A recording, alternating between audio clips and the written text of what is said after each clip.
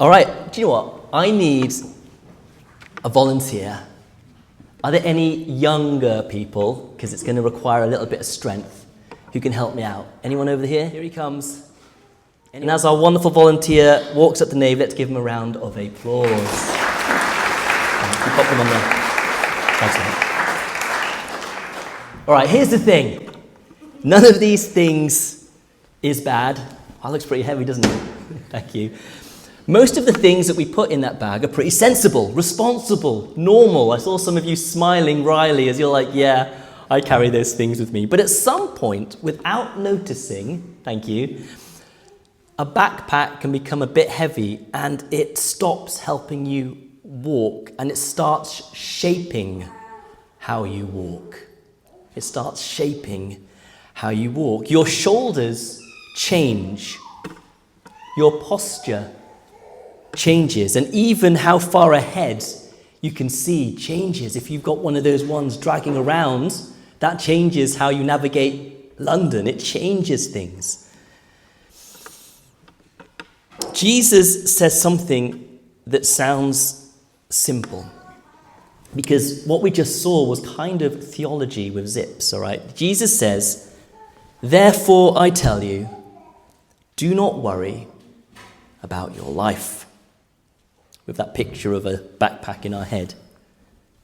That can sound unrealistic, what Jesus is saying, until you realize what Jesus is talking about. He's talking about weight.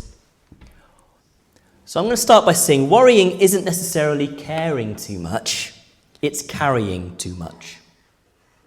It's carrying too much. It's putting tomorrow into today's backpack and wondering why the journey feels exhausting. Now, Jesus isn't speaking to carefree people. He's speaking to people who genuinely didn't know where their next meal was coming from. But notice, he doesn't offer them techniques. He doesn't say, actually, this is a better way for you to carry your backpack or adjust the straps like this. He doesn't offer techniques. He offers vision. And he says on the screen, look at the birds of the air. Okay? Not to analyze, not to optimize things, how to carry things, or how to cope. He says, look, birds work hard, but they don't carry excess weight. They gather what they need for today, not tomorrow's worms and seed, or next season's plans, just for today.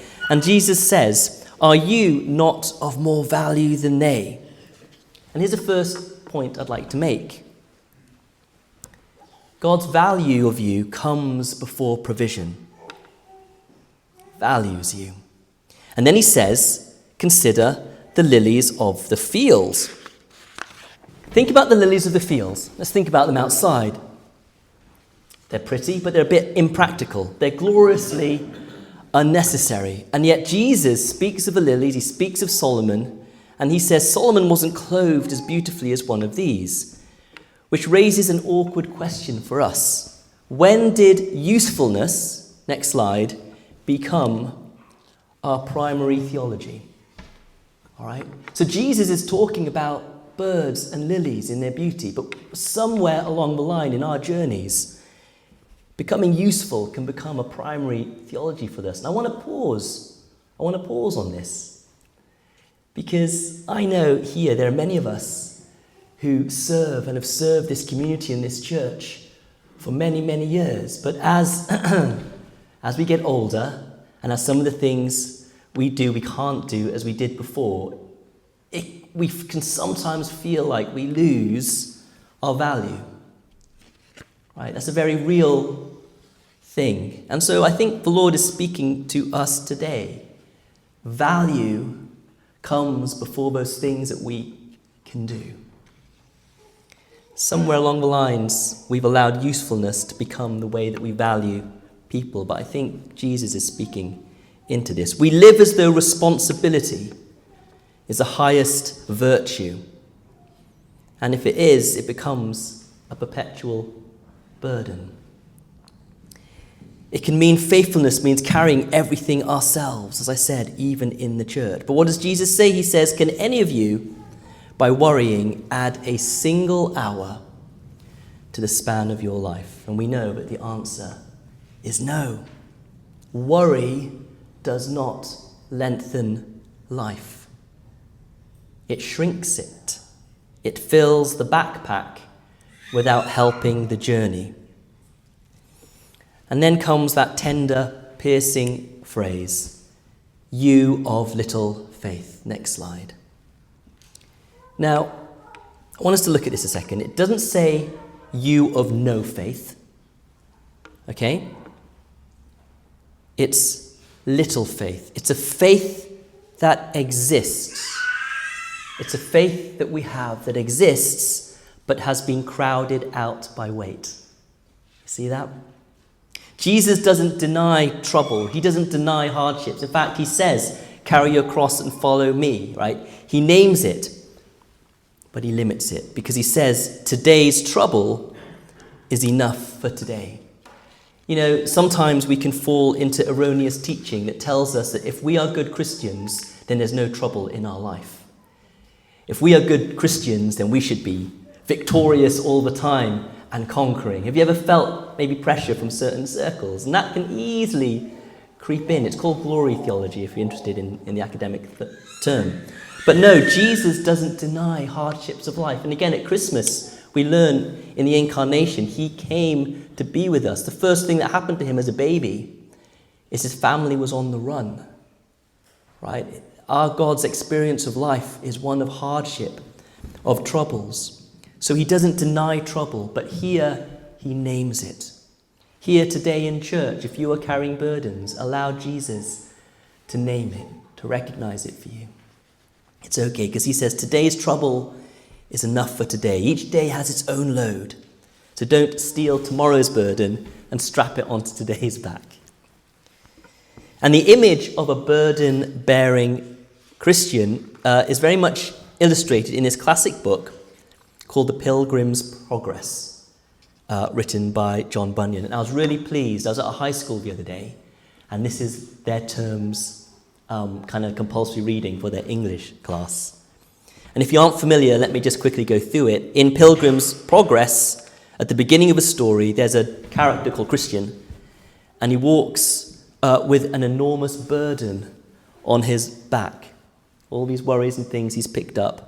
And it bends him forward. As I said, it actually shapes how he walks. And in the story, it actually limits how far he can see. His burdens he's so preoccupied with his burdens that they force his eyes down. There are times where he doesn't recognize or see when there are helping hands for him. It shapes it. And crucially, I think this is the crux, he cannot remove it himself. The burden doesn't fall off because he tries harder. In fact, in Pilgrim's Progress, he tries harder and it actually grows. In fact, the longer he carries it, the more painful the journey becomes and the more lonely the journey becomes. But thankfully and eventually, Christian comes to the cross. And there, without drama, without technique, without proving his worth, but receiving God's grace, the burden falls away. Suddenly, completely, never to be picked up again, and he's free.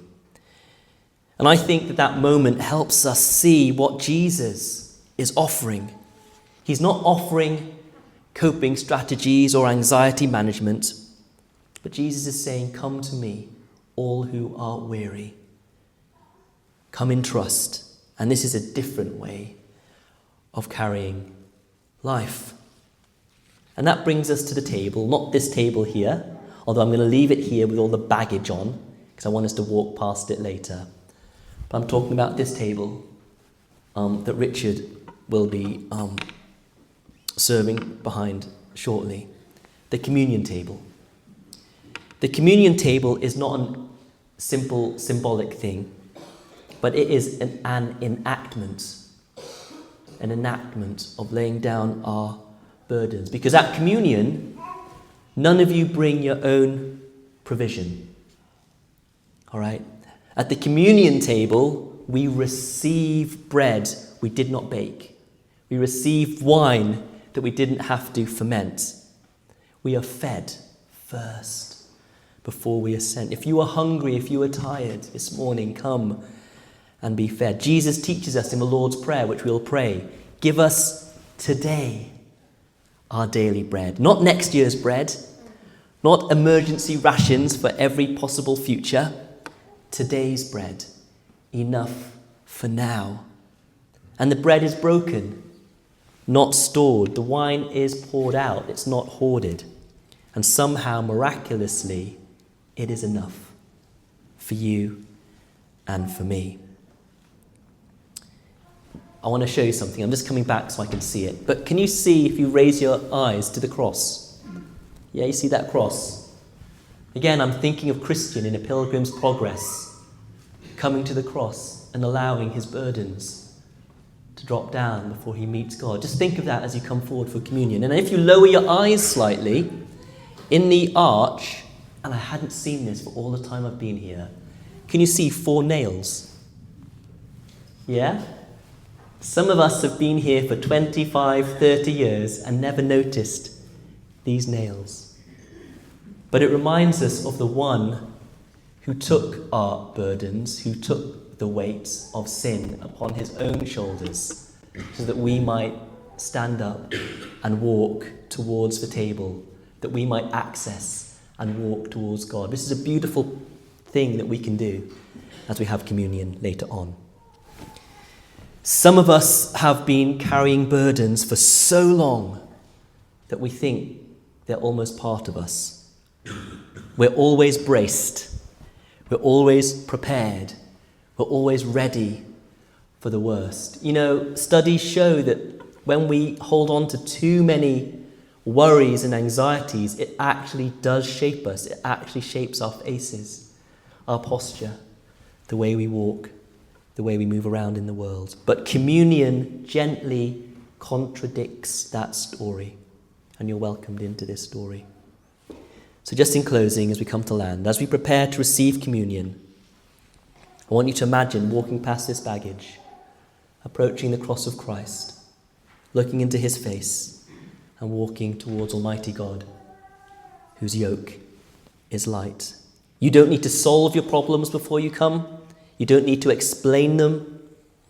You don't even have to name them.